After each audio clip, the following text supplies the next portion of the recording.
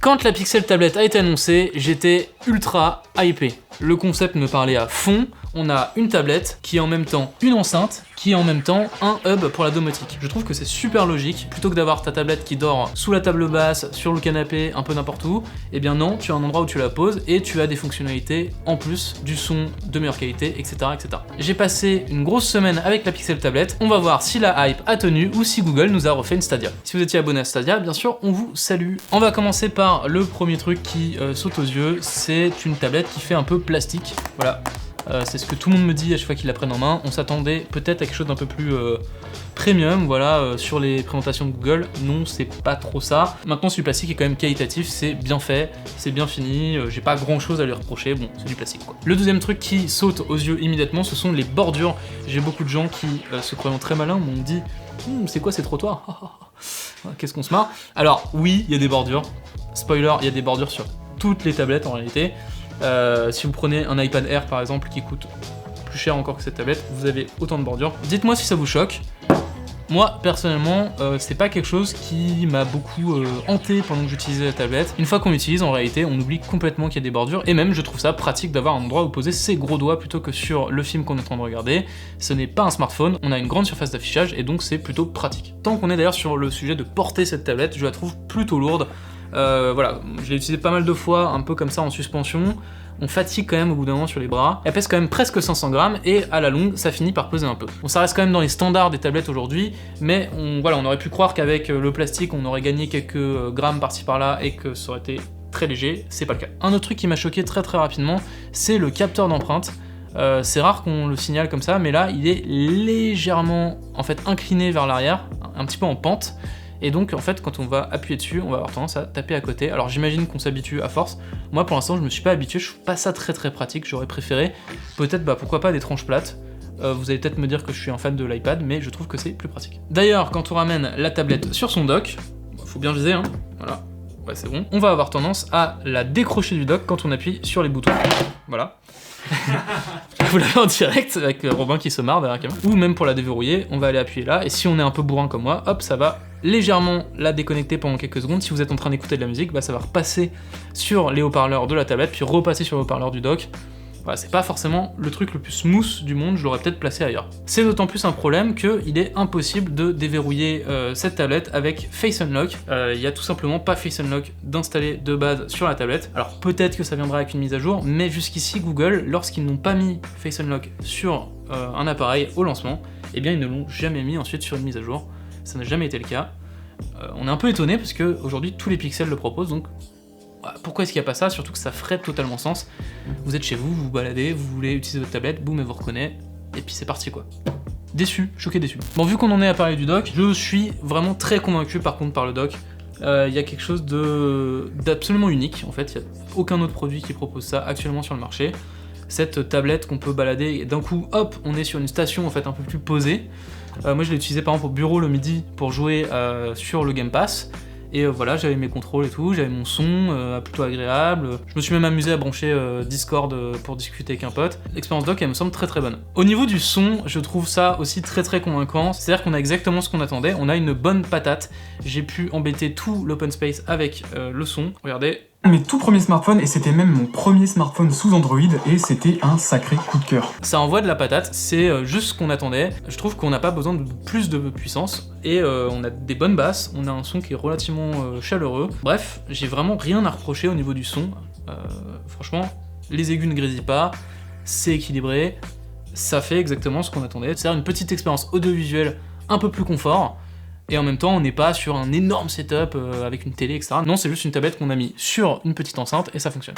Lorsque vous avez verrouillé votre tablette, vous allez voir en bas à gauche un petit bouton Google Home qui va vous permettre d'accéder à une interface dédiée à la domotique qui est plutôt bien faite, et vous n'avez même pas besoin de déverrouiller la tablette pour ça. Donc là c'est vraiment, je pense, la bonne chose qu'il fallait faire. C'est ce à quoi on s'attend sur cette espèce de entre-deux tablette Google Nest. Vous pouvez gérer voilà, tous vos appareils connectés depuis la tablette lorsqu'elle est sur son dock. C'est, on va dire, le minimum de ce qu'on attendait. Par contre, moi je m'attendais à une intégration peut-être qui allait un peu plus loin, avec pourquoi pas des widgets directement sur l'écran de verrouillage, avec la possibilité tout de suite d'avoir des réglettes à bouger, etc. Il n'y a pas ça, c'est vraiment une interface que je trouve un petit peu old school, un peu dépassé, mais qui fonctionne. C'est le genre de produit que j'imagine bien trôner au bout d'une table à manger par exemple, et pourquoi pas en fin de repas, hop, on se met une petite vidéo au bout de la table, on la regarde en famille, et ça peut être très sympa. On peut imaginer plein d'usages. On peut évidemment caster tout ce qu'on veut dessus, la tablette réagit très rapidement au cast. J'ai essayé avec plusieurs téléphones, ça part très vite. D'ailleurs, il y avait tout l'open space qui s'amusait à balancer des trucs sur ma tablette une après-midi, c'était le bordel, donc faites attention à votre wifi. Le seul petit bémol sur le cast, c'est que sur YouTube, on passe pas sur l'application YouTube directement, mais par une interface Chromecast. Donc on a un peu moins de contrôle, un peu moins de réglage que sur YouTube directement. Bon, c'est une petite concession, en échange on gagne quelque chose qui est quand même très péchu, très rapide et qui fonctionne très bien. Un truc aussi qu'on peut regretter sur le dock, c'est que lorsqu'on détache la tablette, eh bien il n'y a plus du tout de connexion avec, et donc on ne peut pas du tout utiliser ce dock comme des enceintes connectées. Il n'y a vraiment pas du tout cette fonctionnalité, c'est vraiment soit la tablette est dessus et ça fait du son, soit il n'y a pas de tablette et il n'y a pas de son. Bon d'ailleurs j'ai oublié un truc quand même un peu important, évidemment quand on pose la tablette sur le dock, elle recharge. En moyenne, elle va gagner 10% d'autonomie par 15 minutes de charge, donc faut vraiment pas être pressé. Mais en même temps, vu qu'elle a passé sa vie sur le dock, c'est pas forcément très dérangeant. Un truc par contre qui était un peu plus gênant, c'est que dès que la tablette n'est pas sur le dock, je trouve qu'elle a tendance à pomper vachement d'énergie et avoir un mode veille qui consomme énormément. Pour exemple, un soir, je suis parti du boulot, elle avait 90% de batterie parce qu'elle avait passé l'après-midi sur le dock. Je l'ai utilisé un petit peu en rentrant chez moi, pas beaucoup. Le lendemain matin, je la récupère, elle est autour de 52%. Elle a quand même beaucoup pompé d'énergie pendant la nuit. Alors bien sûr, c'est peut-être un défaut de jeunesse, peut-être qu'elle a fait une mise à jour, je ne sais pas. Mais globalement, j'ai l'impression que c'est une tablette qui consomme pas mal dès qu'on fait quelque chose dessus. Ce matin encore, j'ai lu la presse dessus, c'est pas censé être non plus un truc qui consomme énormément. Et je trouvais que les pourcents avaient tendance à baisser assez rapidement. J'ai perdu facilement 5% en, on va dire, 30 minutes, 45 minutes de lecture. Ça va quand même très vite. Bon d'ailleurs, toute cette philosophie dock, je trouve que ça donne une tablette qui est vraiment pensée pour être utilisée à l'horizontale. Elle note d'ailleurs en 16/10, ce qui vraiment renforce ce côté-là. Dès qu'on l'utilise à la verticale, on a vraiment l'impression d'avoir quelque chose de très allongé, c'est pas forcément très agréable. D'ailleurs, je disais que je lisais la presse dessus, je trouve que pour lire, c'est pas forcément le meilleur format. On peut trouver mieux, je pense, en tablette sur cet usage très spécifique. Par contre, dès qu'on est à l'horizontale, là, si on arrive à la docker, voilà, tout roule. Là, on sent vraiment que ça roule, que c'est vraiment l'expérience telle qu'elle est pensée au départ. On retrouve toute l'expérience qu'on aime sur les smartphones Pixel. On a une interface qui est très fluide avec plein de petites fonctionnalités ici ou là. On retrouve la gomme magique, on retrouve l'anti-flou, on retrouve les animations qui coulent, qui font très plaisir à voir. On a même une petite nouveauté, une petite barre des tâches en bas avec les dernières applications utilisées et celles qu'on a mémorisées. Voilà, Google a essayé de pousser les choses un petit peu plus loin. C'est pas une révolution, mais ça fonctionne. D'ailleurs, vu qu'on parle des animations fluides, il y a quelque chose qui risque de décevoir certains d'entre vous. Elles sont peut-être pas aussi fluides que ça, étant donné que c'est une tablette en 60 Hz. Voilà, si vous êtes attaché à une grande fluidité, si vous avez l'habitude parce que vous avez un smartphone en 120 Hz, on n'est pas là-dedans. Ceci étant, quand on regarde le marché des tablettes, je pense que c'est quelque chose qui est quand même assez partagé chez beaucoup de constructeurs. C'est pas quelque chose de très grave. Bien sûr, on gagne évidemment en confort et en qualité sur du 120 Hz, mais bon, on est sur une tablette, on est sur des usages assez légers, familiaux, etc.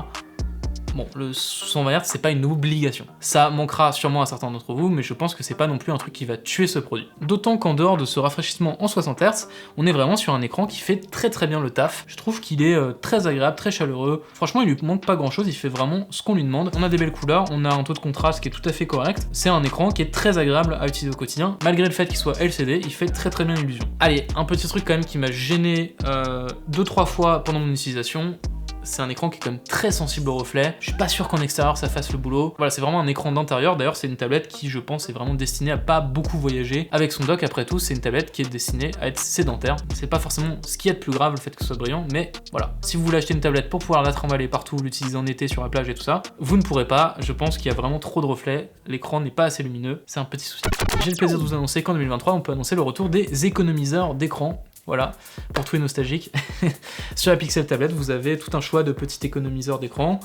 Pourquoi j'en parle? Parce que je trouve que ça rajoute quand même une petite âme à cette tablette qui a pour objectif d'être posée sur un dock et d'attendre un petit peu. Et bah là, elle va s'éveiller. Vous allez soit avoir des petits personnages mignons qui vont faire des trucs différents en fonction du moment de la journée. C'est kawaii, c'est sympa, machin, on aime bien.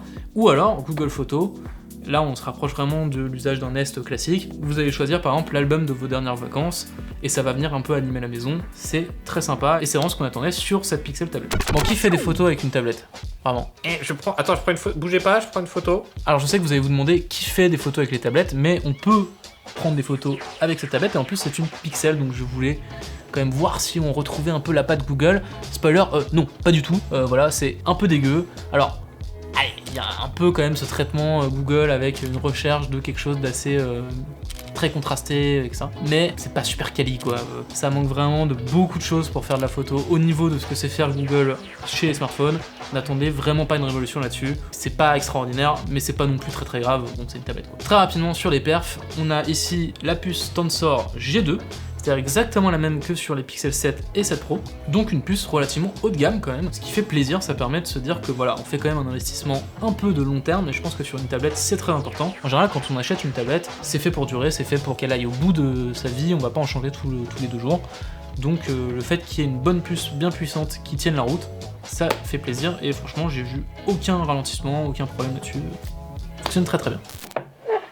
Alors non, ceci n'est pas un fer à repasser, c'est la coque de la Pixel tablette officielle. Elle est disponible en option, elle n'est pas fournie de base. C'est une coque que j'ai trouvée plutôt qualitative, d'autant qu'on peut recharger évidemment la tablette avec la coque. Donc ça c'est comme un vrai plus, sinon on serait obligé de la retirer toutes les 2 minutes.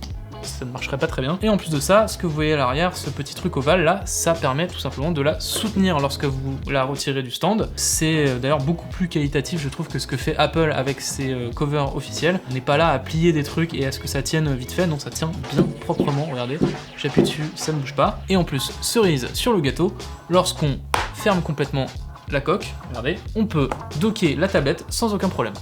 Ça je trouve que c'est quand même très bien pensé, c'est une belle coque. Tout ça nous amène à la conclusion de cette vidéo, et là c'est le moment où je dois vous dire si vous devez acheter la Pixel tablette ou pas, et c'est un peu compliqué. Je trouve que c'est un produit que j'ai adoré tester, j'ai vraiment passé un très bon moment avec. Je pense que c'est un excellent produit qui en plus n'a pas vraiment de concurrence, il propose quelque chose de vraiment original. En plus le dock il apporte vraiment des vrais usages, je m'en suis vraiment servi au quotidien, c'est pas juste un gadget. Il y a plein de gens qui ont une tablette qui vous disent qu'ils l'utilisent pas, bah là je trouve qu'avec ça, voilà, on relance un peu l'intérêt. Cependant, il y a un gros truc qui coince, c'est le prix, 680 €. Ça fait quand même très cher pour une tablette de première génération. Maintenant, voilà, ça reste quand même un prix, je trouve, qui est pas totalement illogique. On est au niveau de l'iPad, on a un niveau de qualité qui est assez proche d'un iPad, si ce n'est sur la qualité de fabrication. Pour le reste, je pense que c'est pas un si mauvais investissement que ça. Certes, c'est une somme, mais le but c'est quand même de la garder sur pas mal d'années, et donc je pense que c'est une somme qui peut être à peu près amortie sur le temps que vous allez utiliser cette tablette, donc pourquoi pas. On aurait aimé pouvoir vous la conseiller sans réserve si elle avait été autour de 500 €, malheureusement c'est pas le cas, donc on est obligé de vous faire cette conclusion un peu mi-figue mi-raisin, à savoir c'est un super produit, mais un peu cher, mais si vous l'achetez, vous allez quand même kiffer, mais est-ce qu'il faudrait l'acheter? Bon bah c'est quand même cher, enfin bref vous avez compris quoi. Du coup, pour les plus malins d'entre vous, peut-être que ça vaut le coup d'attendre un petit peu que ça baisse, voir si Google fait une politique tarifaire intéressante dans les mois à venir, voir le Black Friday, voir les bons plans sur Android, ce genre de choses. Voilà, c'est tout pour la Pixel tablette, j'espère que la vidéo vous aura plu. Si vous êtes encore là, merci beaucoup d'avoir regardé jusqu'ici. N'hésitez pas, si vous aimez autant nos vidéos, et bien à vous abonner à la chaîne Frandroid ou à nos différents réseaux sociaux. Moi je vous dis à très bientôt sur Frandroid, des bisous.